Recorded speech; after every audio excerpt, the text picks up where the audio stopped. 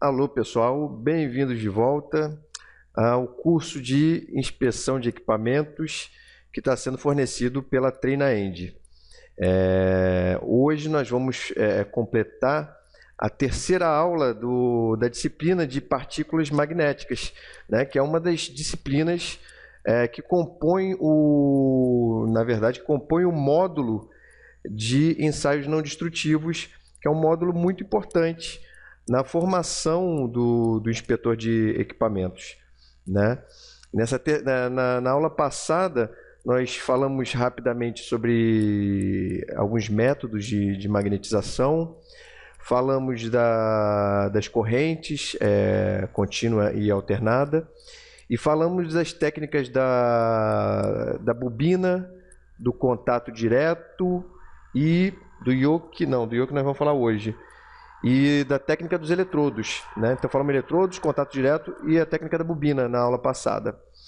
Na aula de hoje nós vamos começar falando sobre a técnica do yoke, que de forma geral, né, é o que você mais encontra, que você mais percebe nas indústrias. Os dois vídeos que nós apresentamos e explicamos para os senhores demonstravam ali um inspetor fazendo o ensaio com a técnica, utilizando a técnica do yoke, né? Então vamos aqui na apresentação do nosso PowerPoint, vamos ver o que ele fala sobre essa técnica.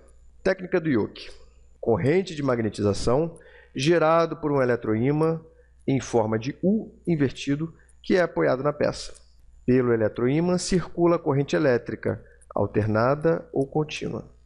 É gerada na peça uma corrente de magnetização paralela à linha imaginária que une as duas pernas do yoke. Tá? Então, vamos aqui.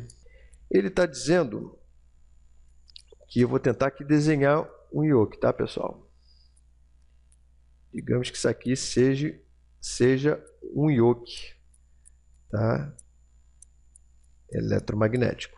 Como o texto falou, ele tem o formato de U invertido. Tá? Apoiei ele sobre a peça. Apliquei a magnetização. Qual o sentido que as linhas de magnetização vão ter? Vai ser esse sentido aqui, ó. Unindo as duas sapatas do yoke. Tá?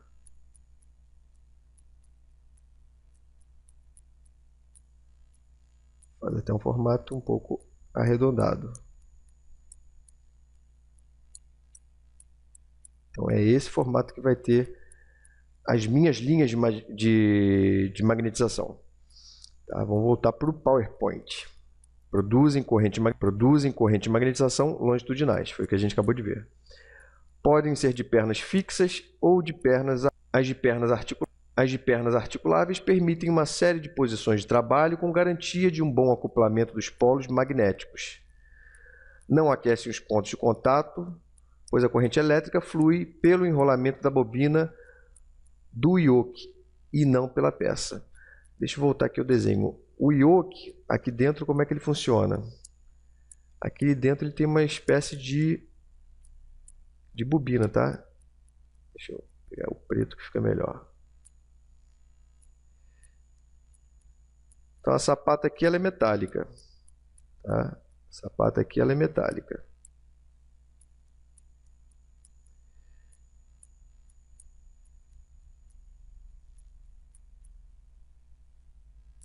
Tá? Aqui uma peça de metal interna ou um fio interno que liga as duas sapatas. E existe aqui internamente, ó, uma bobina. Tá? Em volta dessa peça metálica. O yoke internamente ele é assim. É isso que ele está falando lá. Vamos voltar para o PowerPoint. Então aqui, ó, a gente tem a imagem de dois yokes. Esse aqui, como vocês podem perceber, ó, é de pernas articuláveis. Você vê que ele tem uns parafusos aqui que permite eu abrir, fechar mais, me dá mais mobilidade para trabalhar com o yoke. Esse já do outro lado, você vê que as pernas são fixas, não tenho muita mobilidade. Então, vamos falar agora sobre a técnica do condutor central.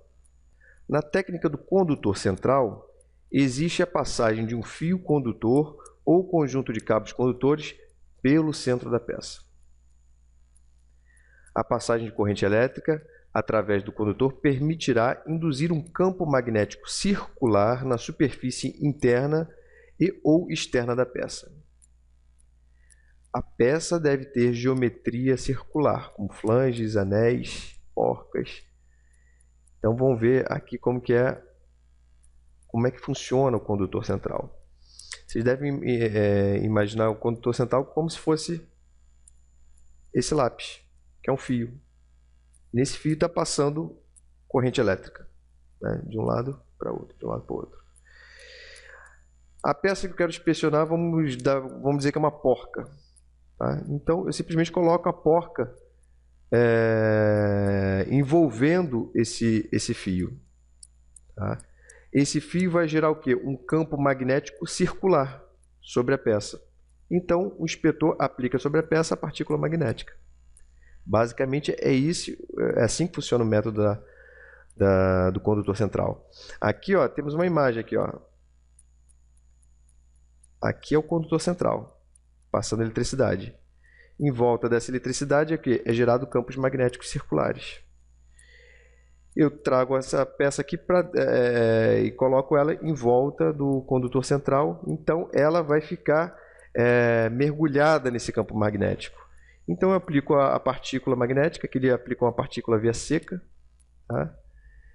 E a partícula vai se acumular onde tiver uma descontinuidade. Aqui a gente consegue perceber, ó, uma descontinuidade que foi percebida. A descontinuidade que gerou um campo de fuga, e esse campo de fuga atraiu as minhas partículas. Certinho? Então aqui a gente tem um quadro geral, que é o resumo dos métodos, né? E qual usa indução, qual usa passagem de corrente, foi tudo que a gente tratou até o momento. Essa tabela também se encontra na apostila dos senhores. E é interessante dar uma olhada e perceber quais são as diferenças entre todos esses métodos e técnicas. Certo? Vamos continuar aqui. Vamos falar agora sobre a desmagnetização. Alguns materiais são capazes de reter parte do magnetismo após a interrupção da força magnetizante. O magnetismo residual ou remanescente poderá criar problemas, sendo necessário a desmagnetização das peças através de passagens destas por campos magnéticos alternados decrescentes. Geralmente, a passagem das peças por bobinas magnetizadas são suficientes. Quais são as razões para desmagnetizar? Uma delas é a interferência nos processos de usinagem, né? O magnetismo da peça induzirá a magnetização das ferramentas de corte, afetando o acabamento da peça. A retenção de limalha e partículas contribuirá para a perda do fio de corte da ferramenta. Então, em algumas situações, como a usinagem, por exemplo, é necessário eu desmagnetizar uma peça que eu tenha feito um ensaio por partícula nela. Porque, como a gente falou anteriormente, uma vez que eu faço ensaio, a peça guarda um certo magnetismo residual. E esse magnetismo residual precisa ser retirado. Então, eu aplico magnetismos constantes, onde são invertidos os polos, e ele vai sendo decrescente. É a forma que eu tenho para me desfazer daquele magnetismo residual. Outra razão para a gente desmagnetizar uma peça é se ela for depois soldada, né? Aqui está, interferência nos processos de soldagem. Deflexão do arco elétrico desviando da região de soldagem, é o que se chama de sopro magnético. Então, na hora que a pessoa vai soldar, ocorre o fenômeno do sopro magnético, que na verdade é um magnetismo residual, que ele atrapalha o posicionamento de onde deve ser estabelecida a solda, o que prejudica muito o rendimento e a qualidade da solda. Outra razão para desmagnetizar é a interferência com instrumentos de medição. Interfere com instrumentos sensíveis, medição ou navegação, colocando em risco a operação dos equipamentos. Há registros de acidentes aéreos por interferência de campos magnéticos de trens de pouso nos instrumentos de navegação da aeronave. Não precisa falar mais nada, né? E quando que a desmagnetização ela não é necessária? Uma situação é quando o material possui baixa retentividade, ou seja, ele tem dificuldade de manter o magnetismo residual.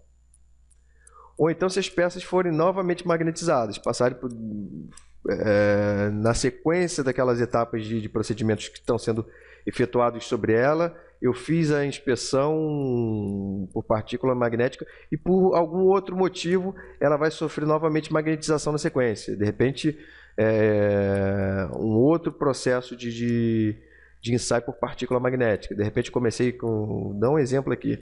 Eu comecei pela técnica do yoke e na sequência vou usar uma outra técnica da bobina.